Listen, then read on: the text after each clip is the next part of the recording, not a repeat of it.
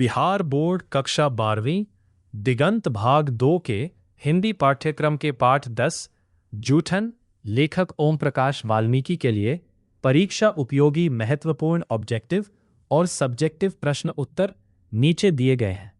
यह पाठ हिंदी साहित्य की एक अत्यंत प्रभावशाली और झकझोर देने वाली दलित आत्मकथा का अंश है, जो समाज में व्याप्त जातिवाद, भेदभाव और मानवीय गरिमा के संघर्ष को बयां करता है। वस्तुनिष्ठ प्रश्न 1. जूठन की साहित्यिक विधा क्या है? उत्तर: गा आत्मकथा।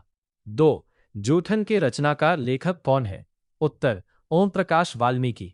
3. लेखक ओम प्रकाश वाल्मीकि के स्कूल के हेडमास्टर का क्या नाम था?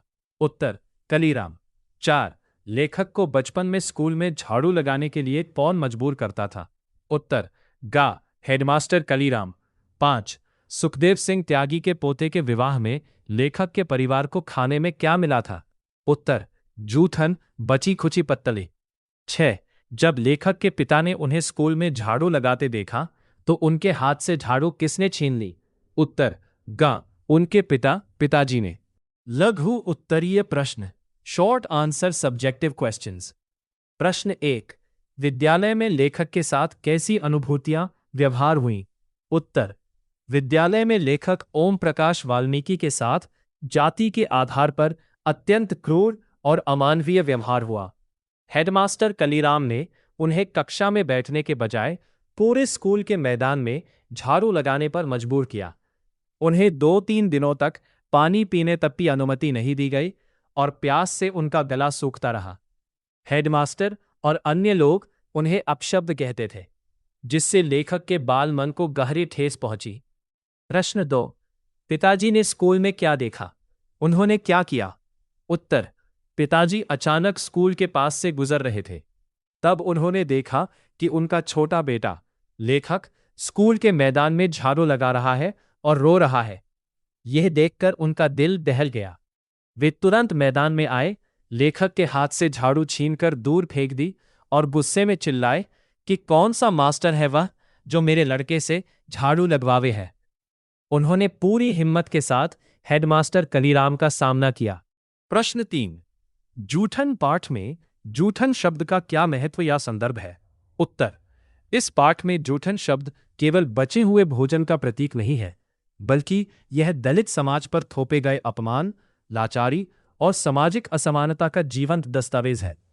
सवर्णों के घरों में होने वाले विवाह, शादियों या त्योहारों के बाद पत्तलों में बची हुई जूठन को इकट्ठा करके लेखक के परिवार जैसे लोग चाव से खाते थे और सुखाकर बरसात के दिनों के लिए रखते थे।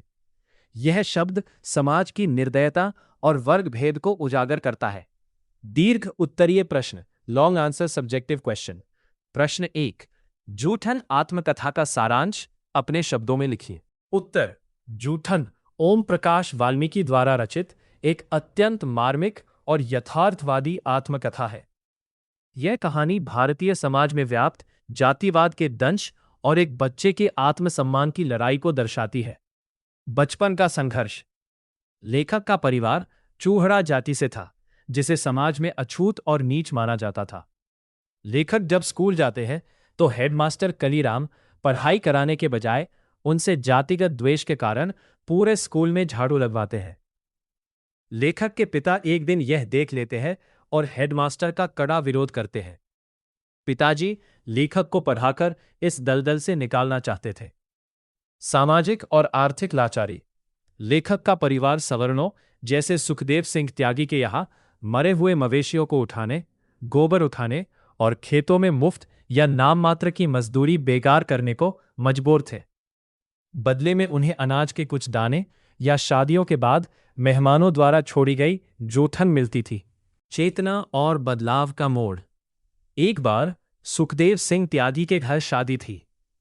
लेखक की मां ने दिन रात काम किया, लेकिन जब उन्होंने अपने बच्चों के लिए थोड़ा अच्छा खाना, पूरी सब्जी मांगा, तो सुखदेव सिंह ने उन्हें दुत्कार दिया और औकात में रहने की नसीहत दी। मां ने गुस्से में आकर जूठन की टोकरी वहीं उलट दी। यह घटना लेखक के परिवार के भीतर आत्मसम्मान जागने का एक बड़ा मोड़ थी। निष्कर्ष: लेखक ने शिक्षा के बल पर इस दमनकारी व्यवस्था को तोड़ा और समाज को अपनी लेखनी से आईना दिखाया।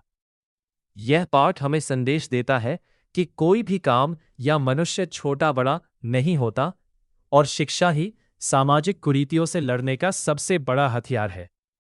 प्रश्न 2।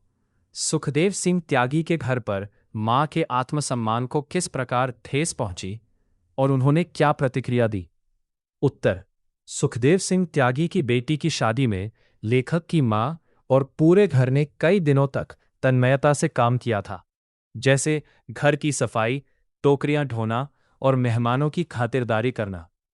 शादी के दिन जब सब लोग खाना खा चुके तो लेखक की मां ने सुखदेव सिंह से बड़े ही कातर स्वर में कहा कि चौधरी जी, सब खा पी गए, हमारे बच्चों के लिए भी पत्तल पर थोड़ा सा खाना रख दो।